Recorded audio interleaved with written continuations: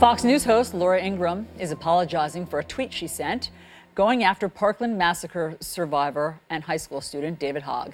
Ingraham's original tweet said, David Hogg rejected by 4 colleges to which he applied and whines about it. Dinged by UCLA with a 4.0 GPA, totally predictable given acceptance rates. Hogg then called on advertisers to boycott Ingraham, and several companies have cut their ties, pulling their ads from Ingram's show. David Hogg joins us now live. David, great to see you as always. Nice to see you too. So listen, at our latest count, there's been 7 advertisers that have pulled out of Laura Ingram's show after one tweet from you. I mean, it seems like you have a lot of power at the moment, and I'm just wondering how you feel about all of this. I think it's great that corporate America is standing with me and the rest of my friends, because when you come against any one of us, whether it be me or anybody else, you're coming against all of us. And I think it's important that we stand together as both corporate and civic America to take action against these people and show them that they cannot push us around, especially when all we're trying to do here is save lives. And when people try to distract, like Laura's trying to do right now, from what the real issue here is, which is gun violence in America, it's not only sad, it's just wrong. From a journalistic standpoint, I would say that she needs to be more objective and needs to stand down, because I am not the issue here. The issue needs to be gun violence in America, but what she's trying to do is to distract from that, and I hate it. Listen, she's a talk show host. She's not objective. I mean, her point isn't even to be objective. She has a particular position. She's a conservative. But listen, after the advertisers started pulling out, she did issue an apology to you. I'll read it to everyone. Any student should be proud of a 4.2 GPA, including David Hogg. On reflection, in the spirit of Holy Week, I apologize for any upset or hurt my tweet caused him or any of the brave victims of Parkland. For the record, I believe my show was the first to feature David immediately after that horrific shooting, and even noted how poised he was given the tragedy. As always, he's welcome to return to the show anytime for a productive discussion. Do you accept her apology? No. She's only apologizing after a third of her advertisers pulled out. And I think it's really disgusting, the fact that she basically tried promoting her show after apologizing to me. I think it's wrong, and I think if she really wants to do something, she could cover things like inner city violence and the real issues that we have in America. I know she's a talk show host, but as such, she also has a responsibility to show both sides of a story, you know?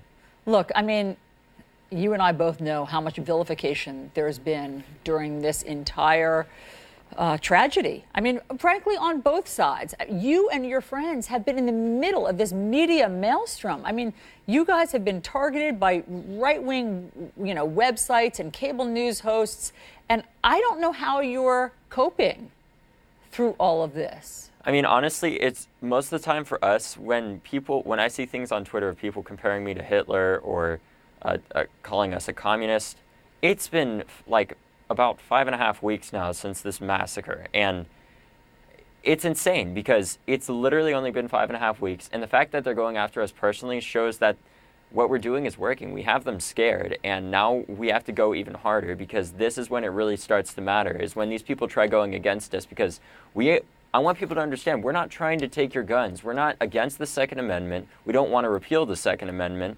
We simply want gun legislation in this country that allows law-abiding citizens to still own guns, but prevents people with a history of mental illness or a history of a criminal background from owning a firearm. It's as simple as that. We are for reasonable and sensible gun ownership, so long as it's responsible in the way that criminals can't get it. Well, look, to that end, would you consider sitting down with someone like Laura Ingraham and reaching across the aisle just for the sake of common ground and trying to find the solutions that you're talking about?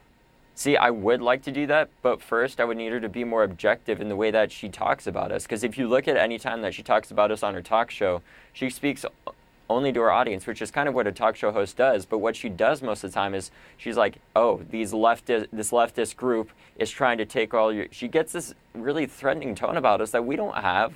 We love we're people that just want everybody to come together as Americans and help us solve this issue, because we do have to reach across the aisle to solve this. This is not a Democrat or Republican issue. This is an American issue, and as such, we have to work together. David, I am stunned that 4 colleges rejected you. What kind of dumbass colleges don't want you? I mean, you've taken the country by storm. How do you explain this? Did they reject you before the Parkland massacre, or how do you explain this? They rejected me about 2 weeks ago, most of them. It was UCLA and UCSD. The way I explain it is we have a heavily impacted university system in America, and I think there's a lot of really good candidates that don't get into college, and I think it goes to show that regardless of whether or not you get into college, you can still change the world. The hardest part is just believing that you can and continuing that effort to change the world, because you eventually will. David, I know that you haven't been spending much time back at Parkland High School. You've obviously this has become your mission. We've seen you on the media a lot. Are you going to go to college in September? That's a good question. I'm thinking about it, but I may be taking a gap year at this point to work on the campaign trail on a candidate basis, not just working for Democrats, not just working for Republicans, because there's Democrats that are supported by the NRA. There are Republicans that are not supported by the NRA. Lives really are not a partisan issue. I think that's what a lot of this country is forgetting, is we are simply just trying to save lives, and once we remember that, we can all work together on both sides of the aisle to help solve this issue. But when we work against each other, we can't. And David, just last, emotionally, how are you doing? I'm exhausted. My flight got diverted last night, and I had to stay in D.C. another night. But it's all right. At this point, I kind of just want to be back home with my friends for a little bit, and because we have our own little family, basically, and we all support each other as such. Well, David Hogg, it's always great to talk to you. Best of luck. We'll be checking back in with you soon. Thanks so much.